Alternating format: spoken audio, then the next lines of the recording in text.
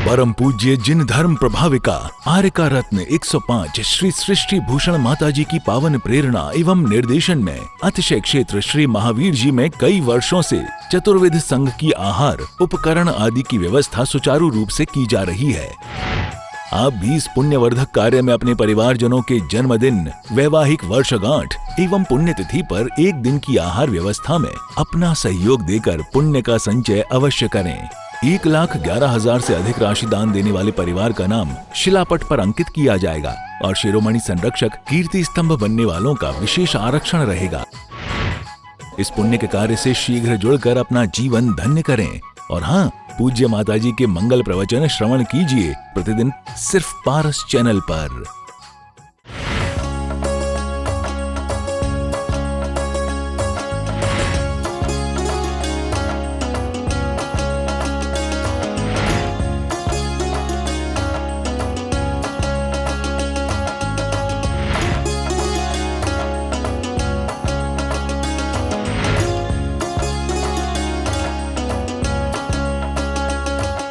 लड़खड़ाते दौर पर हंसना बड़ा आसान है, लड़खड़ाते दौर पर हंसना बड़ा आसान है, गिरते हुए को थाम ले होता वही इंसान है। इंसान हंसना बहुत आसान है, लेकिन किसी के मुरझाए जीवन में हंसी खुशी लाना भगवान का काम है, क्योंकि वास्तव में डूबते को तिनके का सहारा होता है। परमात्मा उस समय साथ देता है, हारे को हरि का नाम सहारा देता है। दरिया बनाकर किसी को डुबाना बड़ा आसान है, दरिया बनाकर किसी को डुबाना बड़ा आसान है, लेकिन जो जरिया बनाकर उबार ले डूबते को, वास्तव में होता वही भगवान है, होता वही भगवान है। आज तक हमने दरिया बनकर डुबाया है लोगों को, हमने लोगों के साथ उपहास उड़ाया है, लोगों की चलती बेलें काटी हैं, शिकायतें की हैं, निंदा की है, और जीवन भर में अपनी भी बहुत निंदा की है, क्योंकि हम सिर्फ एक ही रास्ता जानते हैं, वो गिरने का, एक ही रास्ता जानते हैं, पतन का। लेकिन समुंदर बनकर डुबाना बड़ा आसान है, लेकिन जरिया, कभी किसी को आपने देखा कि डूबते को हम उबारने की कोशिश करते हों? हम किसी की लड़खड़ाते दौर पर उसे बैसाखी बनने का काम करते हों? जब भी कोई गिरता है तो आदमी हंसता है, देखकर हंसता है, लेकिन हंसना नहीं चाहिए, उसका रास्ता आसान करना चाहिए। हम किसी दीन दरिद्री को देखते हैं और कहते हैं हम कर ही क्या सकते थे, हम क्या नहीं कर सकते थे। हमारे अंदर भावना हो, आदमी चांद पर जा सकता है, किसी के दिलों तक नहीं जा सकता है। चांद पर जाने लगा है आदमी, चांद पर जाने लगा है आदमी, चांद पर आने लगा है आदमी, क्या पता कब मिटेगी ये दुनिया, क्योंकि आदमी को देखकर आदमी ही गुर्राने लगा है, आदमी को देखकर आदमी द्वेष खाने लगा है। उससे बहुत ईर्ष्या बढ़ गई, हमारी ईर्ष्या चरम सीमा पर हो गई। जीवन भर धन धन धन करते हैं, लेकिन एक दिन हो जाता है निधन। और कभी भी धनवान व्यक्ति जीवन में खा नहीं सकता है, कमा सकता है, मेहनत कर सकता है, लेकिन उसका आनंद नहीं ले सकता है। आपने देखा होगा गरीब लोग 10 रुपये में भी बहुत आनंद ले लेते हैं, लेकिन अमीर लोग 10 लाख रुपए में भी आनंद नहीं ले पाते हैं। उनके पास 10 करोड़ हों तब भी आनंद नहीं ले पाते हैं। एक दुकान पर एक गाड़ी रुकी, बहुत महंगी गाड़ी थी, उससे एक सजी धजी बड़ी अमीर महिला निकली, जिसका कि पर्स भी नौकरानी लिए थी।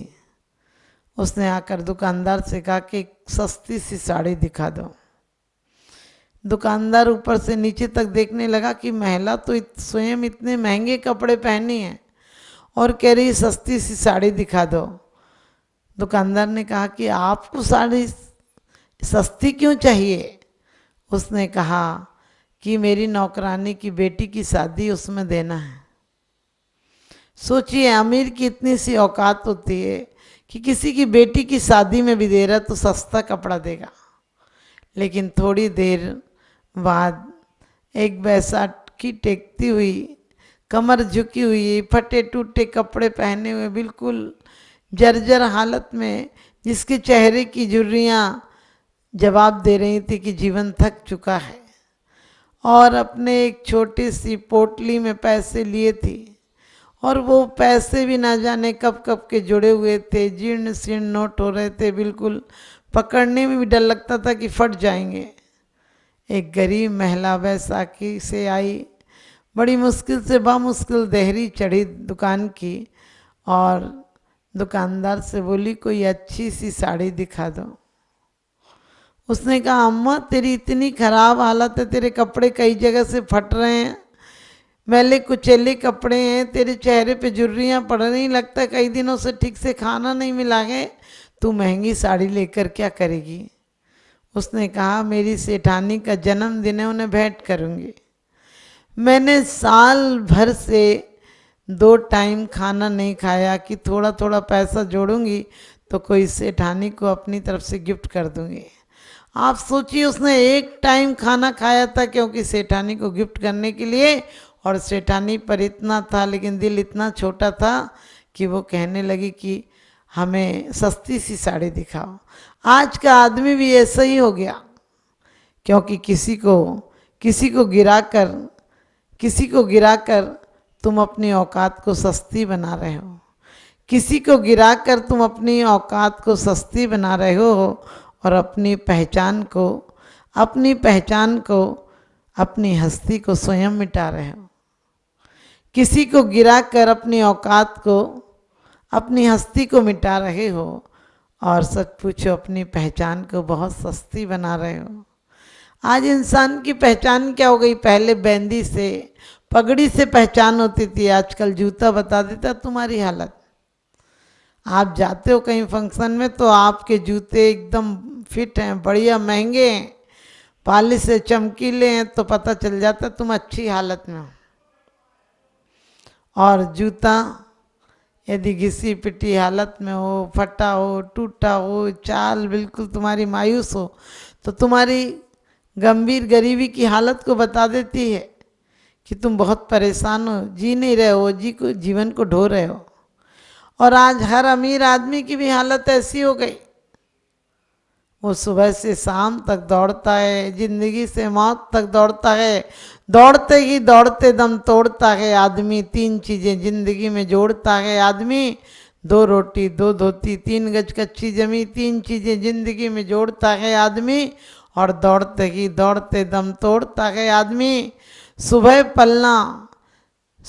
पलना दोपहर खटिया, और अंत में अर्थी पर पोड़ता है आदमी, और दौड़ते ही दौड़ते दम तोड़ता है आदमी।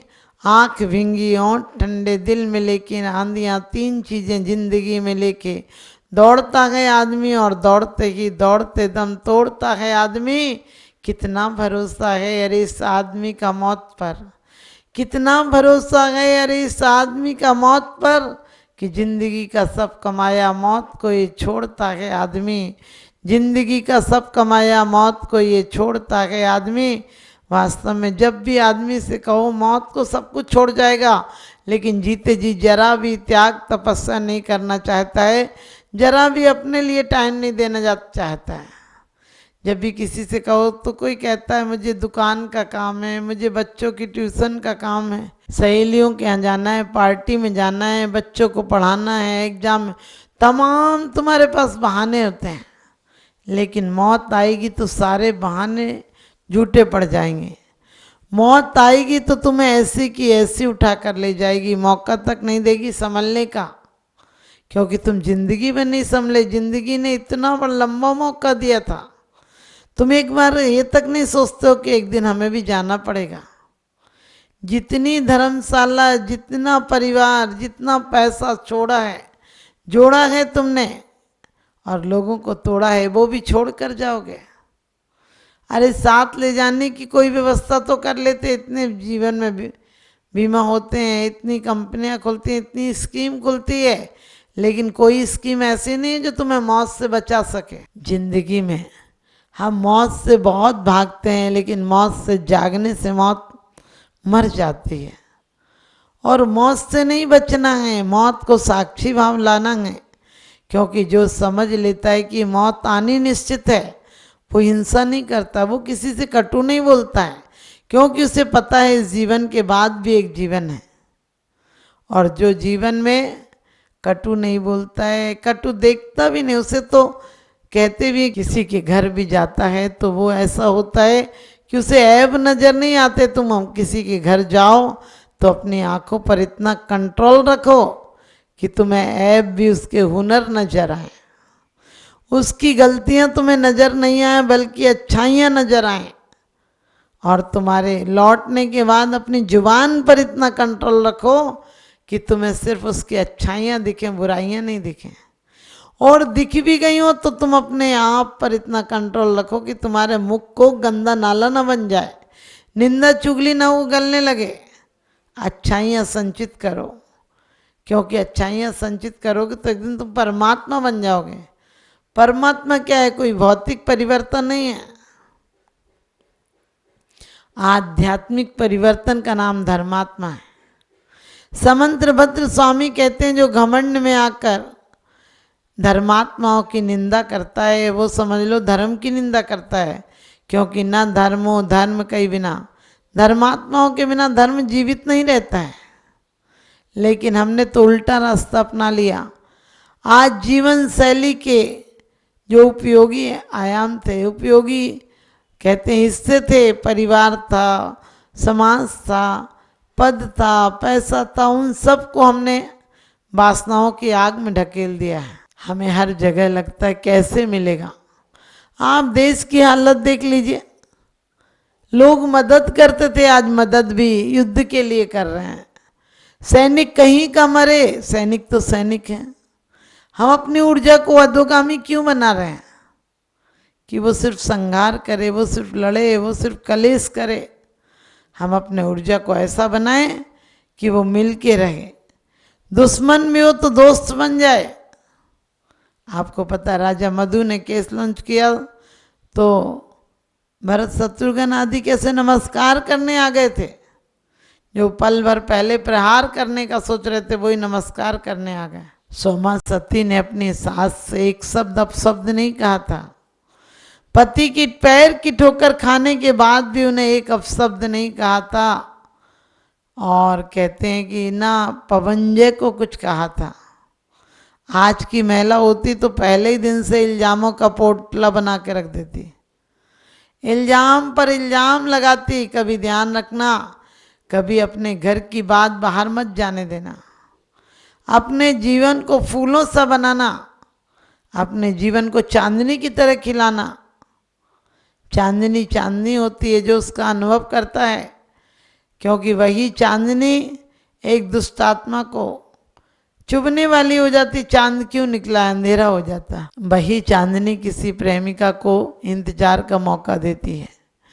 वही चांदनी किसी प्यारी सी बच्चे की तमन्ना के लिए, आपको पता है शरद पूर्णिमा पर रात रात जागती हैं महिलाएं, बच्चों की अच्छी कामना के लिए, अच्छी बुद्धि के लिए, अच्छे विकास के लिए।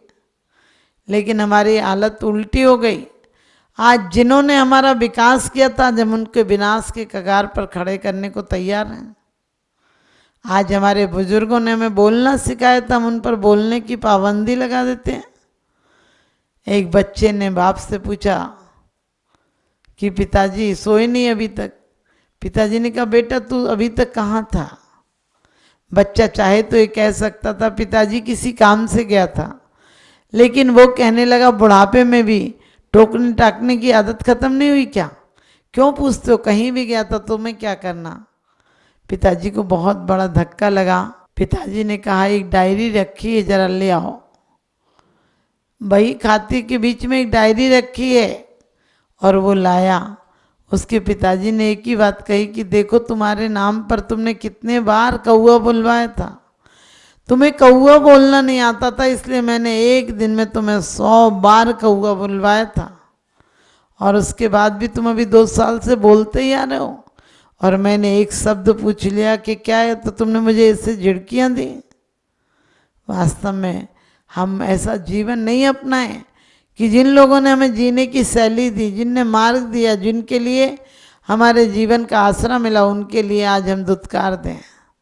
हम रोज पढ़ लेते हैं, हूँ नहीं कृतज्ञ कभी मैं द्रोगे न मेरे उरियावे, गुण ग्रहण का भाव रहे नित, दृष्टि न दोषों पर जावे। हूँ नहीं कृतज्ञ कभी मैं, भगवान में अपने उपकारी के प्रति ऐसे पत्थर दिल ना हो जाओ। भगवान मेरे अंदर ऐसी चेतना देना, मेरे अंदर ऐसा हृदय परिवर्तन देना, ताकि मेरा जीवन बदल सके, मेरा जीवन एक आदर्श बन सके। लेकिन हम ऐसी चिंता नहीं करते हैं। आज आदमी जितनी बुद्धि अपने विनाश के लिए लगाता है, चालाक बनने के लिए लगाता है, उससे 10% भी बुद्धि अपनी सहजता के लिए लगा ले, सरलता के लिए लगा ले, तो सारी दुनिया बहुत सुंदर हो जाएगी। क्योंकि हमने आज तक अपने जीवन में सबको गलत सिखाया है, गलत रास्ते पर चलने की प्रेरणा दी है। आज हमारे जिन नेताओं को हम आदर्श मानते हैं, वो क्या करते हैं, एक दूसरे की दिन भर खिंचाई करते हैं, दिन भर कोई ना कोई इल्जाम लगाते हैं, दिन भर जीवन में उनका उपहास करते हैं, वोटिंग करते हैं, विधानसभा भंग करते हैं। सोचो, जिसके जीवन शैली में जहाँ से हमारे नियम लागू होते हैं वहीं पर लोग प्रतिबंध करने लगे, वहीं धरना देने लगे, क्योंकि लोगों की स्वार्थ नीति है और हम उसका समर्थन करते हैं और बल्कि कहते हैं हम कर ही क्या सकते हैं।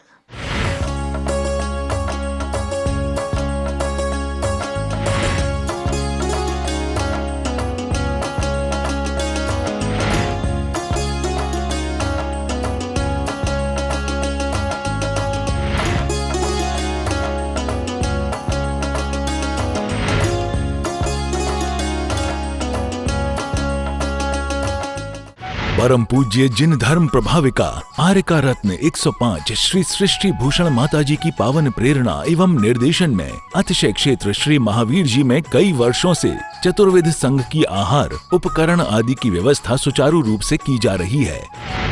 आप भी इस पुण्यवर्धक कार्य में अपने परिवारजनों के जन्मदिन, वैवाहिक वर्षगांठ एवं पुण्यतिथि पर एक दिन की आहार व्यवस्था में अपना सहयोग देकर पुण्य का संचय अवश्य करें। 1,11,000 से अधिक राशि दान देने वाले परिवार का नाम शिलापट पर अंकित किया जाएगा और शिरोमणि संरक्षक कीर्ति स्तंभ बनने वालों का विशेष आरक्षण रहेगा। इस पुण्य के कार्य से शीघ्र जुड़कर अपना जीवन धन्य करें। और हाँ, पूज्य माताजी के मंगल प्रवचन श्रवण कीजिए प्रतिदिन सिर्फ पारस चैनल पर।